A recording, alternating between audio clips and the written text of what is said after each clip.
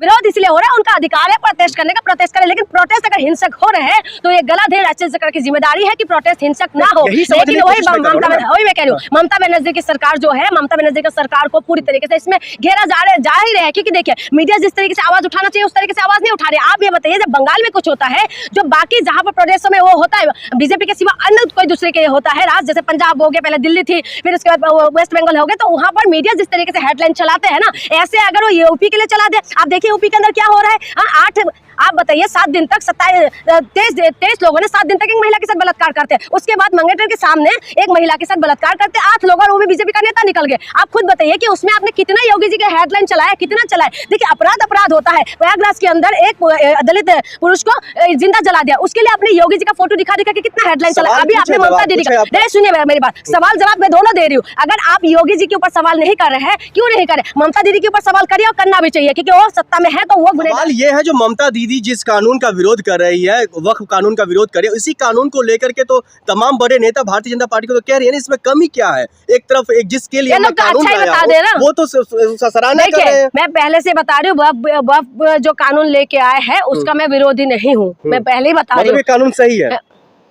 पहले क्या हुआ था, वक्फ बोर्ड के अंदर जो भी ये घोटाला जो बता रहे थे ना कि ये होता था, ये जो भी कमियां बता रहे थे, वो अभी आपको क्या लग रहा है कि सरकार के हाथ में चले जाएंगे तो सही हो जाएंगे? सरकार के हाथ में जाने के बाद सही हो जाते हैं क्या? देखिए, कमियां अच्छाई जो अभी तो इनको मौका मिल गया ना, रास्ता खुल गया। मैं उसका विरोध या सपोर्ट करने के लिए यहाँ नहीं आया हूँ। मैं सिर्फ आपको वही बंगाल में जो हादसा हुआ है, जो हिंसा हुआ है, उसके ऊपर बात करने के लिए। कानून सही है कि गलत है, ये बताइए।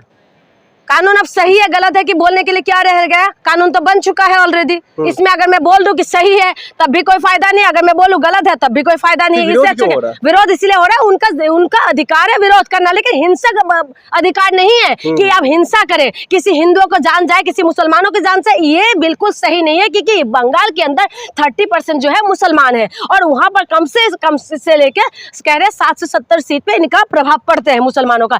तो इसीलिए वो आग को ज्यादा जो हो रहा है, हवा दिया जा रहा है, क्योंकि यहाँ पर चुनावी माहौल देखते हैं। आप बताइए, बीजेपी वहां पर 3 सीट में थे, अभी 77 सीट में पहुंच गए हैं, तो कैसे पहुंचे? तो बीजेपी के लिए एक बहुत बड़ा चैलेंज है कि वो आगे का चुनाव जीतना है, तो वहां पर अगर एंगल हिंदू मुसलमान के एंगल बन जाए तो इनके लिए इजी हो जाता है, क्योंकि पूरा देश के अंदर ये चीज हो रहा है। से पहले बिहार में चुनाव है, नीतीश कुमार का समर्थन से कहा जा रहा है उसको नुकसान होगा। कहाँ पर? बिहार में तो बीजेपी अपना, आप देखते रहिए ना, नीतीश कुमार का तो नुकसान होगा, बिल्कुल होगा। नीतीश कुमार का तो होगा। देखा नहीं कितना इस्तीफा पे इस्तीफा लग रहा है। और दूसरी बात, जो नीतीश कुमार है सेकुलर चेहरा बना हुआ था, लेकिन सेकुलर चेहरा से उन्होंने जिस तरीके से दिखाया, तो उससे पता चल रहा है कि नीतीश कुमार भी जो है इनके साथ खड़े हैं, डायरेक्टली इनडायरेक्टली आप सरकार के साथ खड़े हैं। देखिए, मैं बता दूं, कहीं पे भी हिंसा होना मैं सपोर्ट नहीं करती हूँ, और सरकार जिसका उस सरकार की जिम्मेदारी है। ये बता दीजिए, क्या ममता बनर्जी की सरकार में वहाँ पर जो हिंसा भड़की, मौतें हुई है, इसका जिम्मेदारी लेते हुए इस्तीफा देना चाहिए उनको?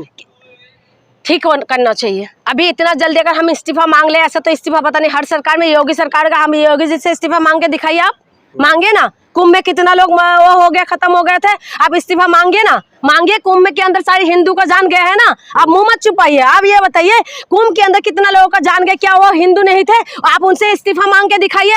आप उन तमाम जगह पे तमाम सरकारों को इस्तीफा मांग के दिखाइए।